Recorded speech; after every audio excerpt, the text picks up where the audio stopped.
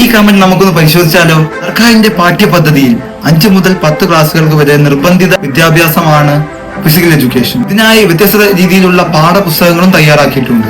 2000 മുതൽ 5000 വരെ കുട്ടികളുള്ള സ്കൂളുകളിലും ഒരു കായികാധ്യാപകൻ മാത്രമേ ഉണ്ടാകാറുള്ളൂ. എന്നാൽ പല സ്കൂളുകളിലും 5 or 6 ക്ലാസ്സുകൾക്ക് ഒരേ സമയമാണ് PT പീരീഡുകൾ ഉണ്ടാവുക. ഈ ക്ലാസ്സുകളെ എങ്ങനെയാണ് കായികാധ്യാപകർ എന്റർടൈൻ ചെയ്യുന്നതെന്ന് നിങ്ങൾ ആലോചിച്ചിട്ടുണ്ടോ? മറ്റുള്ള സബ്ജക്റ്റുകളായ മാത്സ്, ഇംഗ്ലീഷ്, അറബി എന്നിവ പഠിപ്പിക്കാൻ 30 കുട്ടികൾക്ക് ഒരു അധ്യാപകന്. ആ സബ്ജക്റ്റുകൾക്ക് തിയറി ക്ലാസ്സുകൾ മാത്രമേ ഉള്ളൂ. എന്നാൽ പ്രാക്ടിക്കൽ ക്ലാസ്സും തിയറി ക്ലാസ്സും ഉള്ള ഫിസിക്കൽ എഡ്യൂക്കേഷൻ ക്ലാസ് എടുക്കാൻ മതിയായ അധ്യാപകർ നമ്മുടെ സ്കൂളുകളിലുണ്ടോ? കേരളത്തിൽ നിലവിൽ കായികാധ്യാപകരുള്ള പല UP സ്കൂളുകളിൽ വലിയ രീതിയിലുള്ള വംശനാശ ഭീഷണിയാണ് കായികാധ്യാപകർ നേരിടുന്നത്. 500 കുട്ടികൾക്ക് ഒരു കായികാധ്യാപകൻ എന്നാണല്ലോ ഇപ്പോഴത്തെ റേഷ്യോ. അതിൽ ഒരു കുട്ടി കുറഞ്ഞാൽ പോലും അവിടുത്തെ അധ്യാപകന്റെ പോസ്റ്റ് നീക്കം ചെയ്യപ്പെടുന്നു. ഇതിൽ നഷ്ടം കായികാധ്യാപകർക്കല്ല, അവർക്ക് മറ്റുള്ള ജോലികൾ ചെയ്ത് ജീവിക്കാവുന്നതാണ്.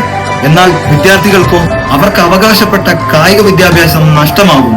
രാജ്യത്തിന് അഭിമാനമാകുന്ന കായിക താരങ്ങളെ കണ്ടെടുക്കേണ്ടത് UP ക്ലാസ്സുകളിൽ നിന്നാണ്. എന്നാൽ നിലവിൽ അധ്യാപകരില്ലാത്ത സ്കൂളുകളിൽ എങ്ങനെയാണ് ഇത് സാധ്യമാകുന്നത്?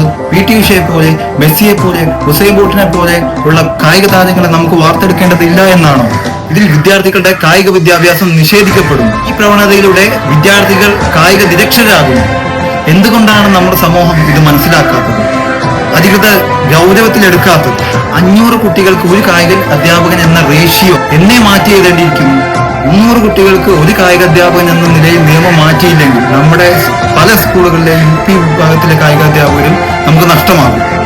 ഹൈസ്കൂളുകളിൽ 8, 9, 10 ക്ലാസ്സുകൾക്ക് കായിക വിദ്യാഭ്യാസം പാഠപുസ്തകം ഉണ്ടെങ്കിലും 10ാം ക്ലാസ്സിലെ പീരീഡുകൾ പരിഗണിക്കപ്പെടുന്നില്ല.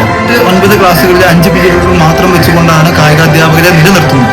ഈ രീതിയിൽ വ്യവസ്ഥിതികൾ സർക്കാർ മാറ്റി എഴുതിയില്ല എങ്കിൽ നമുക്ക് പല സ്കൂളുകളിലെയും കായികാധ്യാപകരെ നഷ്ടമാകുന്നു. 500 കുട്ടികളിൽ ഒരു കുട്ടി കുറഞ്ഞാൽ വരെ കായികാധ്യാപക തസ്തികകൾ നഷ്ടമാകുന്നു. അതിന് ഉത്തമ ഉദാഹരണമാണ് ഈ കമന്റ് ചെയ്ത വ്യക്തി.